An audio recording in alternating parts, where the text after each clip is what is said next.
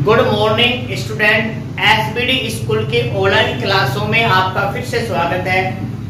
तो बच्चों, हमने 10th क्लास केमिस्ट्री का एक चैप्टर स्टार्ट कर रखा था जिसका नाम था रासायनिक अभिक्रिया एवं समीकरण। उसके कुछ लेक्चर हो चुके हैं और पिछले वाले लेक्चर में हमने डिस्कस किया था कि कोई भी बैलेंस रिएक्शंस क्या होती है, अनबैलेंस रिएक्शंस क्या होती है, किसी भी अनबैलेंस रिएक्शंस को कैसे बैलेंस करते हैं और बैलेंस करने के लिए आप किस मेथड का यूज करते हो। क्या नाम था उस मेथड का भाई? हिट एंड ट्रायल विधि। तो यहां तक हमने पढ़ चुके इसमें। अब बच्चों, आज के हमारे पास इस लेक्चर में जो आज का टॉपिक है वो है टाइप ऑफ रिएक्शंस। यानी कि हमें इस पूरे लेक्चर में क्या पढ़ना है, रिएक्शंस के बारे में पढ़ना है कि कितने कितने टाइप की रिएक्शंस होती है। तो मेनली हमें 5 टाइप पढ़ रहे हैं यहाँ पे। फर्स्ट होगा संयोजन या संयुग्मन अभिक्रिया, जिसको क्या कहेंगे, एडिशन रिएक्शंस कहेंगे। सेकंड जो टाइप हमें डिस्कस करना है वो है वियोजन अभिक्रिया या क्या जिसमें डीकंपोजिशन रिएक्शंस कहते हैं। नेक्स्ट है विस्थापन अभिक्रिया, जिसको कहेंगे डिस्प्लेसमेंट रिएक्शंस। और नेक्स्ट है इसमें द्वितीय विस्थापन अभिक्रिया, जिसको कहते हैं डबल डिस्प्लेसमेंट रिएक्शंस कहते हैं। इसी के साथ साथ हमें जो 5 टाइप रिएक्शंस में पढ़ेंगे ऑक्सीकरण और अपचयन, जो आपने 8th क्लास में डिस्कस किया था या आपने 8th क्लास में पढ़ा था इसमें कि ऑक्सीकरण किसे कहते हैं, अपचयन किसे कहते हैं, जो इसमें ऑप्शंस के आधार पर डिस्कस किया था। तो सेम हमें क्या करना है, फिर से यहाँ पे ऑक्सीकरण और अपचयन को पढ़ना है। तो इस तरह हमारे पास क्या होते हैं, सारे रिएक्शंस कंप्लीट हो जाएंगे। तो हमारे पास यानी कि इस चैप्टर में हमें टोटल 5 टाइप की रिएक्शंस क्या करनी है, डिस्कस करनी है। क्लियर है? अब सबसे पहले हम स्टार्ट करते हैं अभिक्रिया। फर्स्ट हमारे पास है संयोजन अभिक्रिया या संयुग्मन अभिक्रिया या एडिशन अभिक्रिया। देखो, जैसे बेटा नाम से ही मालूम हो रहा है, संयोजन मतलब इस रिएक्शन में किसी भी पदार्थों का क्या होगा, आपस में संयोग होगा। तो सबसे पहले हम बात करते हैं कि जब कोई भी अभिक्रिया होती है तो उसमें भाग लेने वाले पदार्थ क्या कहलाते हैं, अभिकारक। क्या कहलाते हैं? अभिकारक कहलाते हैं। और क्रिया करने के बाद जो नया पदार्थ बनता है उसको क्या कहते हैं, उत्पाद कहते हैं। क्लियर है? अब यहाँ पे जो हमारे पास संयोजन अभिक्रिया का एग्जाम्पल की बात करते हैं तो हमने पढ़ा था मैग्नीशियम रिबन को अगर हम क्या करते हैं, बर्न करते हैं तो मैग्नीशियम रिबन यानी कि मैग्नीशियम किससे क्रिया करता है, ऑक्सीजन से। और किसका निर्माण करता है, मैग्नीशियम ऑक्साइड का, जिसको मैं आपको सीधा बैलेंस करके लिख रहा हूं कि रिएक्शन ये कैसी है, बैलेंस रिएक्शन इसमें। क्लियर है यहाँ पे?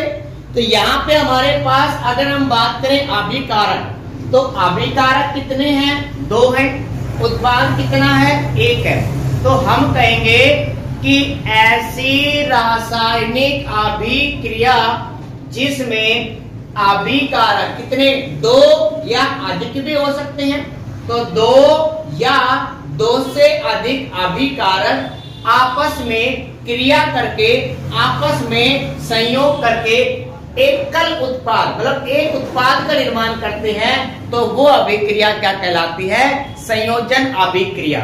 यानी कि इस अभिक्रिया में अभिकारक 2 या 2 से अधिक हो सकते हैं, लेकिन जो उत्पाद बनेगा वो कितना रहेगा, 1 ही रहेगा। तो ऐसी अभिक्रियाएं क्या कहलाती हैं, संयोजन अभिक्रियाएं कहलाती हैं। अब हम बात करते हैं एग्जाम्पल नंबर 2। तो एग्जाम्पल नंबर 2 हमारे पास है कोयले का दहन। कोयले का दहन, ये जो एग्जाम्पल है मैं आपको बता देता हूं, यहाँ इंपॉर्टेंट एग्जाम्पल है, ये एग्जाम में आया हुआ है। कैसे आया हुआ है अभी मैं आपको बताता हूं, फिलहाल हम डिस्कस करते हैं इसके एग्जाम्पल पे। तो कोयले का दहन, तो कोयला, भाई कोयले में क्या प्रेजेंट है, कार्बन। दहन का मतलब क्या होता है, आपने 8th क्लास में पढ़ा होगा ना कि किसी भी पदार्थ का ऑक्सीजन की अधिकता में जलना ही क्या कहलाता है, दहन कहलाता है। मतलब अगर आप किसी भी पदार्थ को ऑक्सीजन की प्रेजेंस में जलाओगे तो उसको क्या कहेंगे? दहन। तो कोयला का मतलब कार्बन है, ये क्या करता है? ऑक्सीजन से क्रिया करता है और किसका निर्माण करेगा? कार्बन डाइऑक्साइड का क्या करता है? निर्माण। तो कोयले के दहन की बात करें तो कोयले के दहन में कार्बन संयोग कर रहा है किससे? ऑक्सीजन से। तो अभिकारक कितने हैं बेटा यहाँ पे? शाबाश, अभिकारक कितने हैं? 2 अभिकारक हैं। कौन कौन से हैं? एक तो कार्बन है और एक क्या है? ऑक्सीजन है। ये दोनों क्रिया करके क्या बनाएंगे? कार्बन डाइऑक्साइड बनाएंगे। तो अभिकारक कितने हैं? 2। दोनों अभिकारक अब आपस में जुड़ जाते हैं और एकल उत्पाद का क्या करते हैं? निर्माण करते हैं। तो कोयले का दहन ये भी एक किस प्रकार की अभिक्रिया का उदाहरण है? किसका अभिक्रिया? इसमें संयोजन अभिक्रिया का उदाहरण है। क्लियर है बेटा यहाँ तक?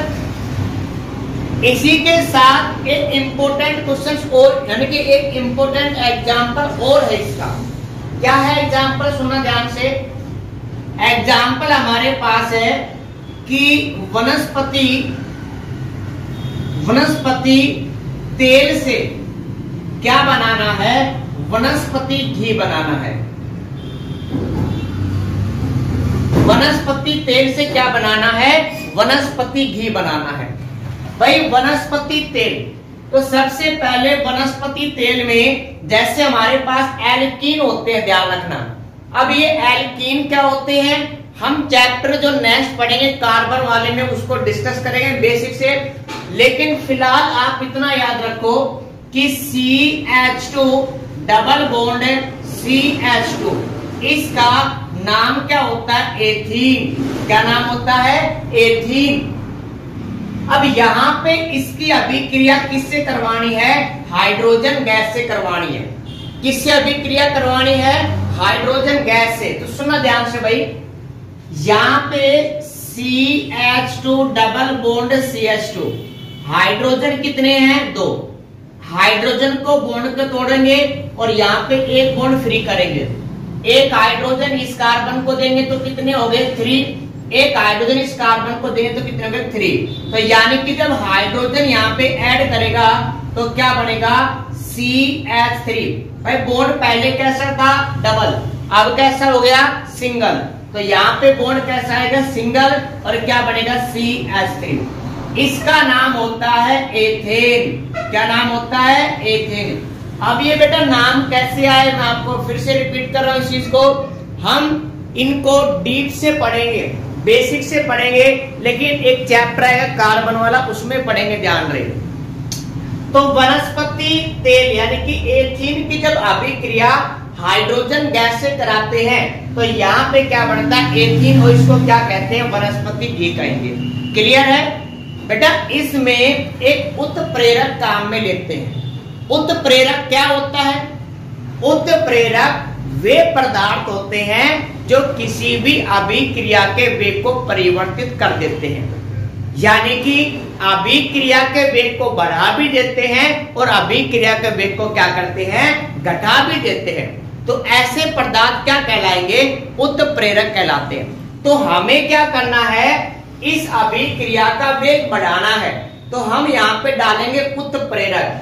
तो उत्प्रेरक के रूप में हम यहाँ पे निकेल धातु का यूज करते हैं। किसका यूज करते हैं? निकेल धातु का यूज करते हैं।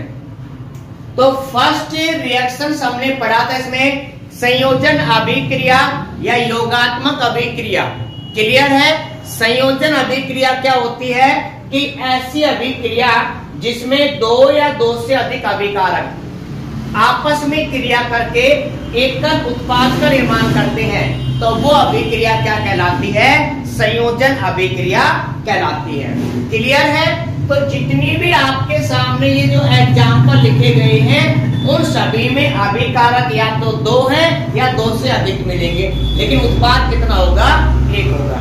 क्लियर है? तो पहले आप इनको नोट करो जल्दी से, फिर मैं आपको बताता हूं कि बोर्ड के एग्जाम में इस टॉपिक से क्वेश्चंस कैसे आते हैं। जल्दी से नोट करो बेटा, आप इसको जल्दी नोट करो भाई। नोट कर लिया बेटा?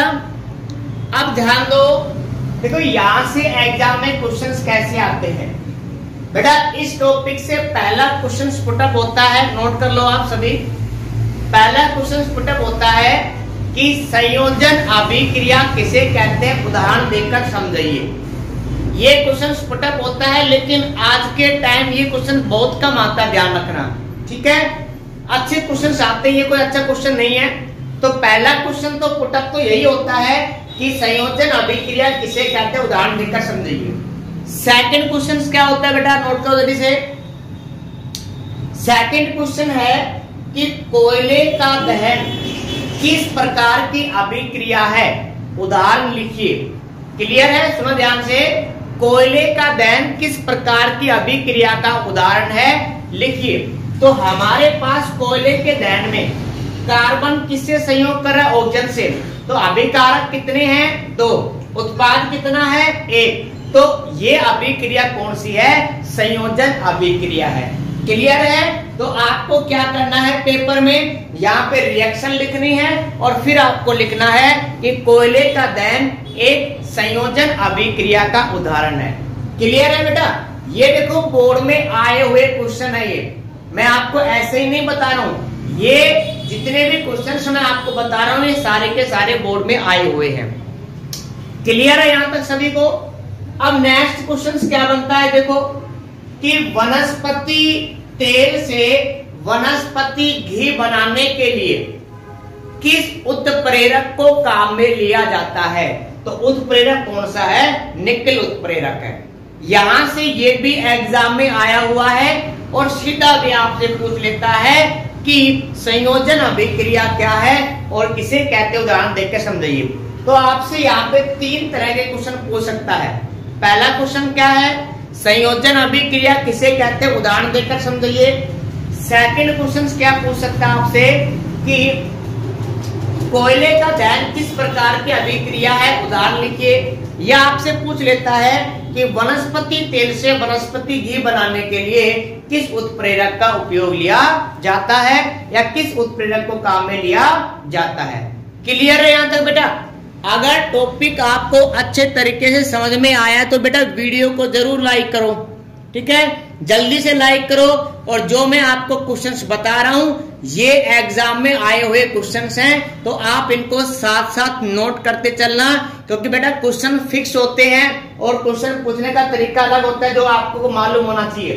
बट पढ़ना अलग है और बोर्ड का एग्जाम देना अलग है, क्योंकि अगर आप बोर्ड के यानी कि प्रीवियस ईयर के क्वेश्चन साथ साथ करते रहोगे तो आपको ये मालूम चलेगा कि इस टॉपिक से क्वेश्चन कैसे पुटअप होते हैं। क्लियर है। तो हमने फर्स्ट टाइप डिस्कस कर लिया है जिसका नाम क्या है, संयोजन अभिक्रिया या संयुग्मन अभिक्रिया, या हम इसको क्या कहते हैं, इसमें एडिशन रिएक्शंस कहते हैं। क्लियर है।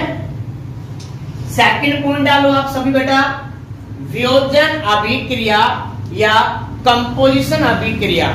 ठीक है भाई, वियोजन अभिक्रिया बेटा नाम से मालूम हो रहा है, वियोजन मतलब वियोजन का मतलब होता है टूटना। मतलब इस अभिक्रिया में क्या होगा कि कोई भी पदार्थ होगा वो टूटेगा और टूटकर 2 या 2 से अधिक नए पदार्थों का क्या करेगा, निर्माण करेगा। क्लियर है। जैसे एग्जाम्पल की बात करते हैं कि कैल्शियम कार्बोनेट CaCO3, अगर कैल्शियम कार्बोनेट को अगर हम हीट करेंगे, गर्म करेंगे, तो यहां से CO2 जो गैस है वो बाहर निकल जाएगी। जब यहाँ पे CO2 गैस बाहर निकल जाएगी तो बच क्या गया हमारे पास, CaO कैल्शियम ऑक्साइड बच गया। यानी कि जब आप कैल्शियम कार्बोनेट को गर्म करोगे तो एक कैल्शियम ऑक्साइड बनेगा और प्लस में क्या बनेगा, इसमें CO2 गैस निकले इसमें। बेटा जो कैल्शियम कार्बोनेट है ना, इसका नाम होता है चूना पत्थर। क्या नाम होता है, चूना पत्थर नाम होता है। यानी कि संगमरमर की बात करें या चौक की बात करें, ये सारे के सारे जितने हमारे पास पत्थर होते हैं उनका रासायनिक सूत्र क्या है, कैल्शियम कार्बोनेट। अगर आप चौक की बात करते हैं जिसे बोर्ड पे लिखते हैं, तो अगर उसकी बात करें रासायनिक सूत्र की तो भी क्या है, कैल्शियम कार्बोनेट है। जो आगरा में ताजमहल बना हुआ है, ठीक है, तो जो संगमरमर पत्थर यूज कर रखे हैं वो भी किससे मिलकर बना है, या उसका भी रासायनिक सूत्र क्या है, कैल्शियम कार्बोनेट है।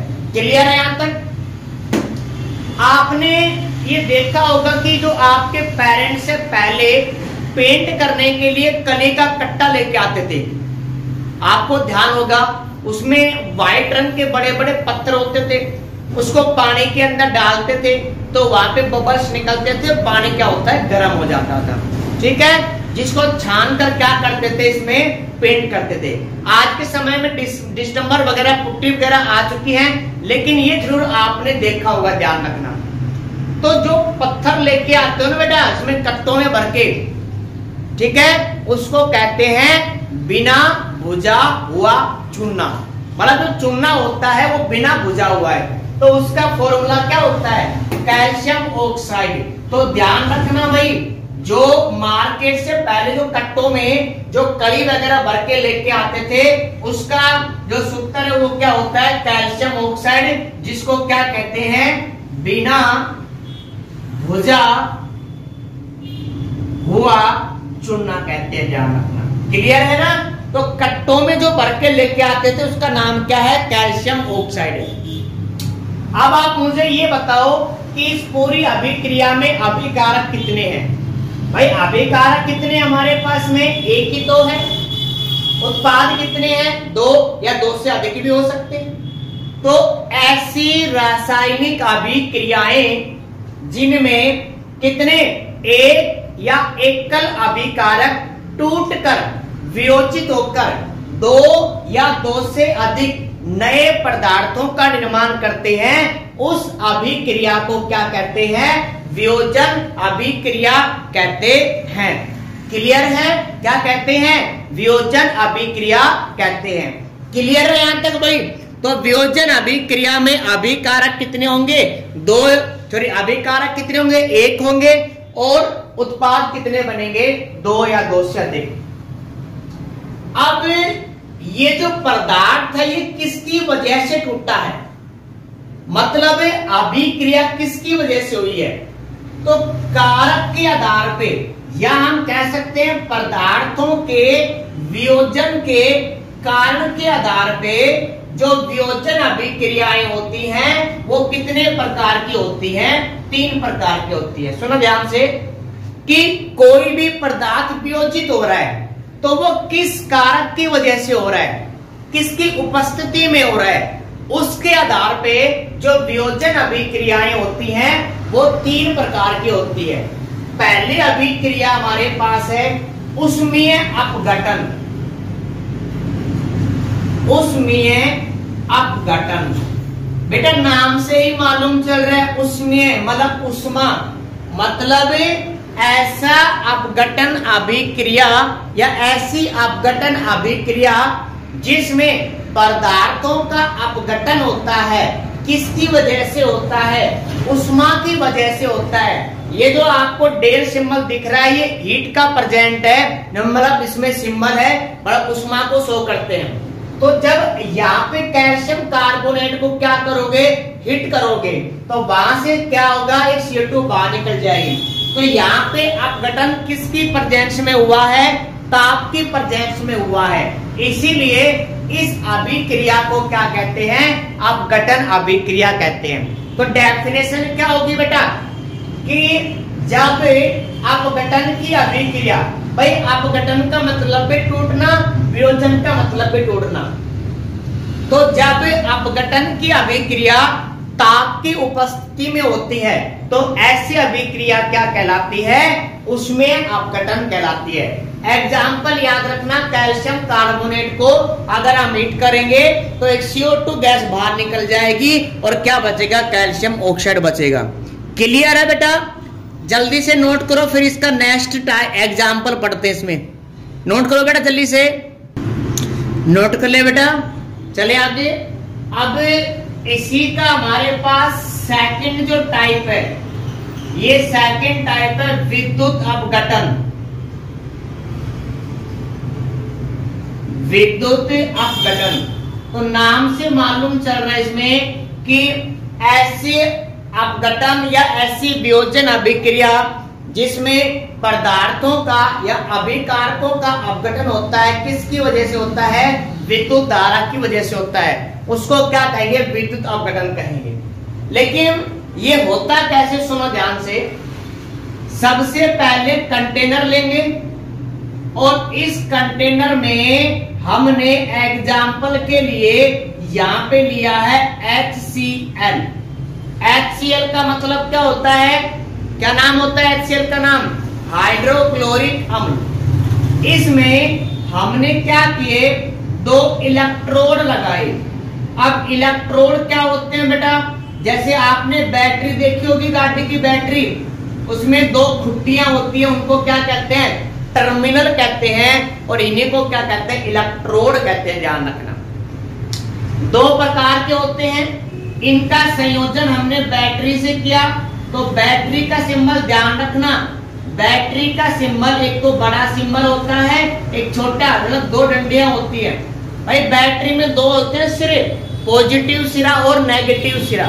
तो यहाँ पे ध्यान रखना, अगर हमारे पास बड़ी लाइन है तो वो पॉजिटिव सिरा है और ये छोटी वाली कैसी होती है? नेगेटिव। यानी कि किसी भी बैटरी को हम ऐसे शो करेंगे जिसमें बड़ी वाली लाइन पॉजिटिव होगी और छोटी वाली कैसी होगी? नेगेटिव होगी।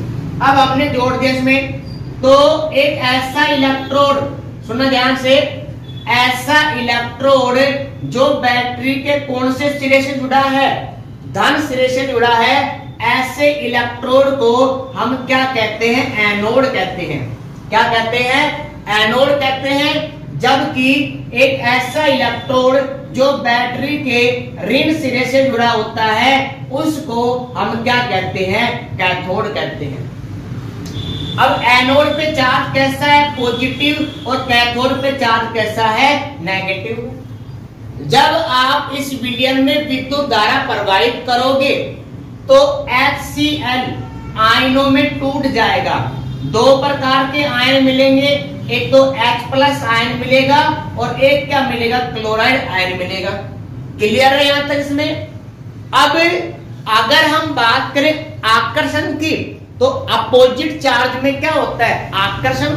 मतलब प्लस माइनस के बीच में क्या होगा? आकर्षण।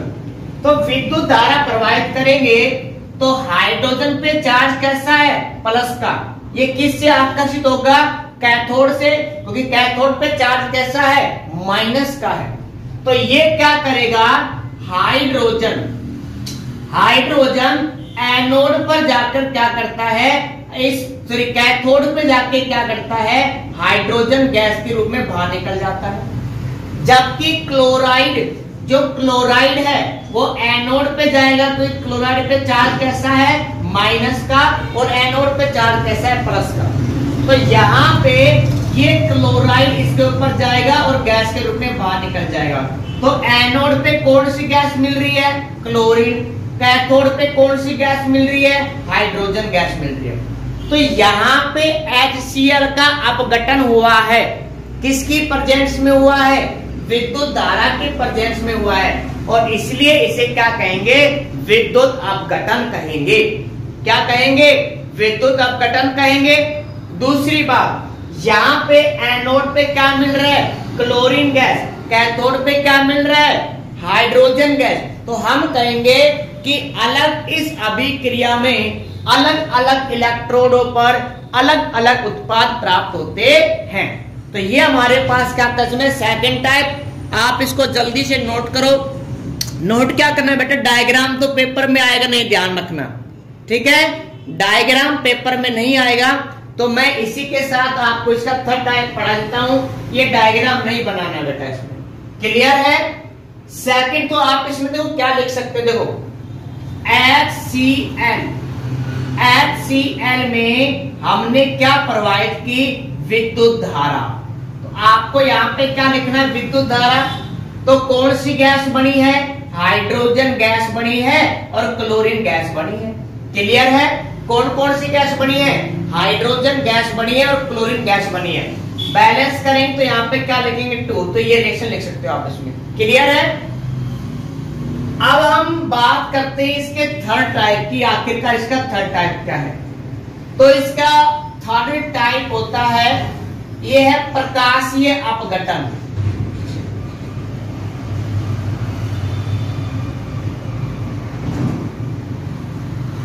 प्रकाशीय अपघटन।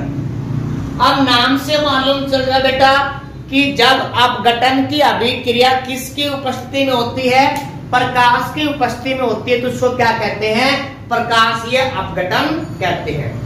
अब इसका एग्जाम्पल सुना ध्यान से, silver bromide sorry silver chloride लेते हैं, तो सिल्वर का प्रतीक क्या होता है, Ag, क्लोराइड Cl। जब आप AgCl के ऊपर प्रकाश डालोगे तो ध्यान रखना प्रकाश को हम यहाँ पे रिप्रेजेंट करेंगे hν, ठीक है। अब ये hν क्या है इसको बाद में डिस्कस करेंगे, लेकिन ध्यान रखना सूर्य के प्रकाश को हम किससे रिप्रेजेंट करेंगे, hν है बेटा, ये न्यू, ठीक है, ऐसे है ये भी जैसा है, इसमें ध्यान रखना। तो जब इसमें प्रकाश की उपस्थिति में रखेंगे तो यहाँ पे बनेगा सिल्वर आयन बनेगा और प्लस में क्लोरीन गैस, मतलब क्लोरीन है वो गैस के रूप में क्या हो जाएगी, बाहर निकल जाएगी। क्या ये रिएक्शन बैलेंस है क्या बेटा, ध्यान दो, क्या ये रिएक्शन बैलेंस है क्या, नहीं है। तो क्या करेंगे बैलेंस करने के लिए, भाई यहाँ पे Cl 2 बार है, यहाँ पे Cl 1 बार है, तो पूरे समीकरण को कितने से गुणा करेंगे, 2 से गुणा करेंगे। इसी के साथ Ag कितनी बार है, 2 बार, यहाँ पे कितनी बार है, 2 बार। क्लियर है यहाँ तक। अब अगर बेटा आप सोच रहे हो कि हम सर इनकी डेफिनेशन याद कर ले, अगर एग्जाम्पल याद नहीं करें तो काम चल जाएगा, आप बिल्कुल गलत सोच रहे हो बेटा। एग्जाम में क्वेश्चन आया हुआ है कि अपघटन की अभिक्रियाएं कितने प्रकार की होती हैं, प्रत्येक का उदाहरण लिखिए। मतलब परिभाषा नहीं पूछ रहा आपसे, ध्यान रखना। क्या पूछ रहा आपसे, ये आपसे पूछ रहा है, सिर्फ एग्जाम्पल पूछ रहा है। तो इसीलिए आपको क्या करना है, इनके एग्जाम्पल जरूर याद रखने हैं। अब क्वेश्चंस कैसे कैसे बनते हैं, तो पहला क्वेश्चंस इन दोनों अभिक्रियाओं के अंतर के बारे में पूछ लेता है कि संयोजन अभिक्रिया क्या है, या संयोजन अभिक्रिया व वियोजन अभिक्रिया में अंतर लिखिए। पहला क्वेश्चन ये पुटअप होता है। सेकंड क्वेश्चन की अगर हम बात करें तो सेकंड क्वेश्चन आपसे पूछता है कि वियोजन अभिक्रियाएं किसे कहते हैं, उदाहरण देकर लिखिए।